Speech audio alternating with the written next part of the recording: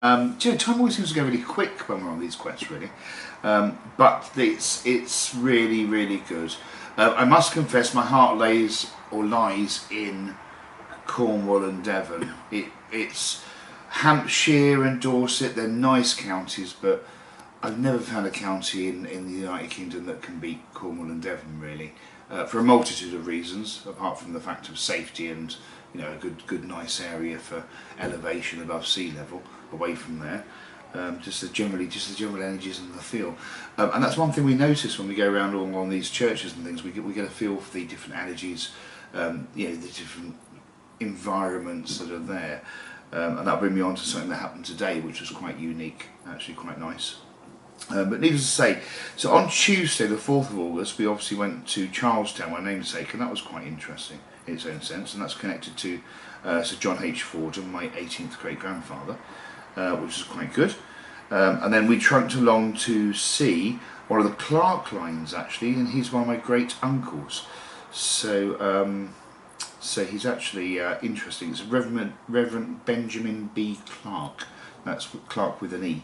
Now, in my ancestry line, there's Clarks. It varies whether some have the E on the end and some don't. But in this particular occasion, obviously, Reverend Benjamin B. Clark did have the E on the end. He served as the vicar at St Saviour's Church in Trevone, Padstow, for the best part of 18 years. And we went there, but sadly, obviously, it's closed. Couldn't get hold of anyone, but it was nice that you could see through the windows to see and take pictures. So I think from what I took away from that as well is that although it's a relatively modern building, it's still got a lot of spirituality and a lot of connections to it. So they don't always have to be really old buildings, as it were, which is quite good.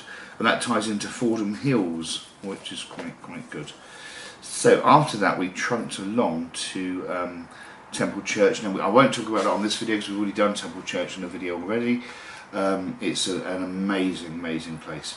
If anything from this Quest 31 so far, there's two key components to it, and that would be the Nine Maiden Stones at Belstone, just on the outskirts of Oakhampton, and obviously the Temple Church as well, which is quite good. So that's those.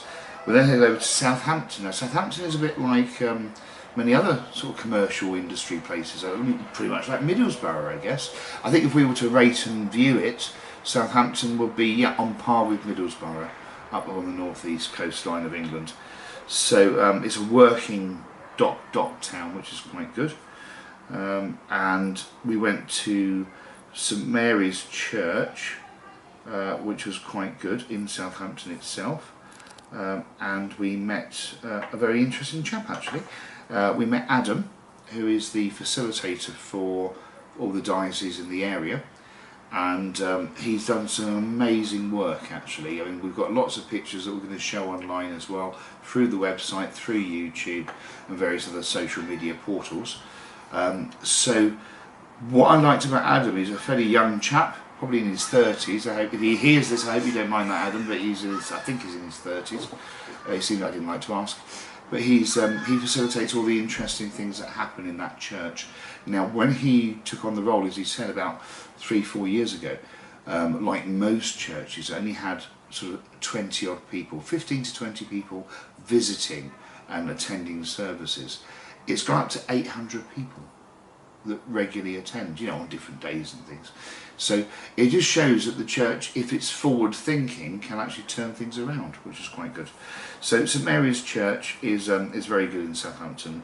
Really good vibe about that place. It was very good of him to allow us to go in, obviously at the moment with all the coronavirus going on. So that was really good. We then trunked on to the St Mary's Church. After St Mary's Church, went to St James's Church in Poole. Now, sadly, that was closed, but that's connected to Lieutenant Ralph Neville, my third great grandfather on the Neville line. So, yeah, that was interesting enough, I guess. Not much to say about that really, because we couldn't really get in. And sadly, the offices to the church closed at 1 o'clock, and there's no boards that you can telephone anyone to ask about access or anything in regards to that effect. So I think the churches need to be more open if it was down to me, they'd be open 24/7. That's for sure. Yeah, they'd be open 24 hours a day. And if you had, as I said, I've said it so many times before, if we're worried about the theft or damage to churches, then put in the 24/7 live feed as well to the internet, and that would obviously deter people as a way of CCTV of causing any problems or damage, really, if it's on a live feed. So yeah, St James's Church, nice from the outside, so you couldn't see inside that. It's quite connected to the Turn of the Mouth, which is quite nice, and it was rebuilt around about 1820, but like most churches that we go and visit, they're on old original sacred sites and ruins, and I think that's one lesson again to take from any quest that we do, is that as time evolves, are we going to see many churches fall to the wind, fall to the wayside and not be utilised, and then go over to things like English Churches Housing as a conservation trust, or will they be taken over by other religions? I think that's my greatest fear, because then we lose the tradition of England, really, of Blighty, if we allow the churches to be taken over by other religions and other sects, for that matter. So that's not very good. Something needs to change, and I don't know who that person will be. It's certainly not me, but I don't know who that person will be to make these things happen. Perhaps each parish needs to have a sort of an outreach worker or something like that really gets things moving, or a facilitator like the good Adam was at St Mary's Church. So yeah, I don't know what the answer is there. That's down to the diocese, I guess, really. So, but it is a shame we can see it dwindling away. So there needs to be radical reform. That's what I can say. The 2 R's: radical reform. That's the only option that's left on the table. After that, so we're on Thursday now, obviously, today, the 6th of August, 2020. And then we went on to a magical mystery tour, as I call them. So we went off the beaten track to Christchurch, only because I wanted to see a nice connection to the Neville line, where Cecily Neville is mentioned in the Christchurch, or the Priory Church at Christchurch, should we say. An amazing place, really full of energy, very lots of symbology in there, particularly. So, I mean, some of the things from today were quite astounding, really. It was nice to see the Neville shield up there in its full honour in the centre of the Priory Church, right up on the ceiling. So the wonderful red shield with the white saltire cross through, and then obviously the red rose at the crossroads, to coin a phrase. So the Papalegba. So at the crossroads, so that was quite nice to see the rose there as well. So that was quite good. So that was a nice little trip to Christchurch, really, which was, to say, off the beaten track for today. And then after that we went on to North Fort Barracks. Now obviously at that point in time it's getting late in the day, that's closed for the day, but again it's nice to see that, because that's tied into my second great grandfather from the Fordham line, William Henry Fordham. And although he was actually born in Hackney, that's my second great grandfather at that time, he spent a lot of time, he was obviously in the military at that point back in the day, and North Fort Barracks was quite an interesting place for many regiments, I guess, over the time, and any historian that wants to look at the place. A beautiful scenery. I mean, some of the photographs we've taken today, you would think you're in the bottom end southern France or into Spain or Portugal, because the weather is so warm, at the moment. It's unusually warm, and it's actually uncannily warm, if that's a word to use. And it shows that the global warming was going to happen. I don't think that man has not been the only causation to this global warming phenomenon, but it's more that it's having an impact, obviously. And yes, man has its own impact on things as well. So, but what we're seeing is in England is a significant change in weather patterns, a significant change in the way that the areas are working. We're seeing much more equator type weather, really, to be fair. Will that last? Who knows? But at the moment it's not looking too rosy. As we know, the hotter we get, the more ice melts, the more oceans rise. And we want to just think about the oceans rising, which people always make a reference to. We want to think about the beds of rock that all the lands are on.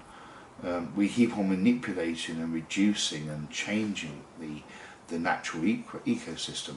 We're removing oil and shale gas and those sort of things, and so we're leaving voids in our own rocks that are suddenly sinking down, and that's not very good, because at the end of the day it means the land's going to start sinking. So not only have we got the land sinking, we've got the ocean rising, so we've got almost like a double effect going on, which is not very helpful, and you don't need a scientist to tell you that.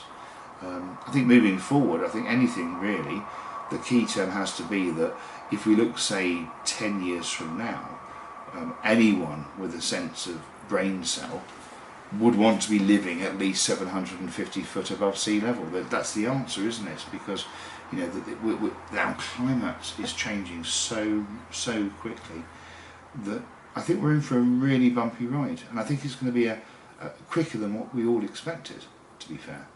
Yes, we've got 2029 to look forward to, if it's to look forward to, and that's a story for another day. But we've got things happening that are a lot quicker than what were predicted, and I think that's something to take on board, really. People won't change. You're not going to get them to change their habits. They're going to carry on in their own self, into their own little bubbles, to coin a phrase. They're not going to change. So we've just got to get used to the fact that there'll be certain areas that won't exist in the future. And perhaps that's the way it's meant to be. Reduce the population, a depopulation program. That's what needs to happen, really.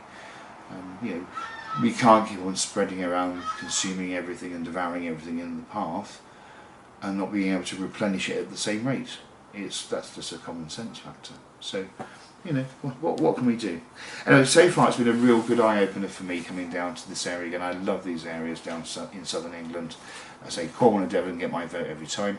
Hampshire's nice, Isle of Wight's very nice, but Hampshire's nice as a county, and Dorset has its little quirks as well. Yeah, so far so good.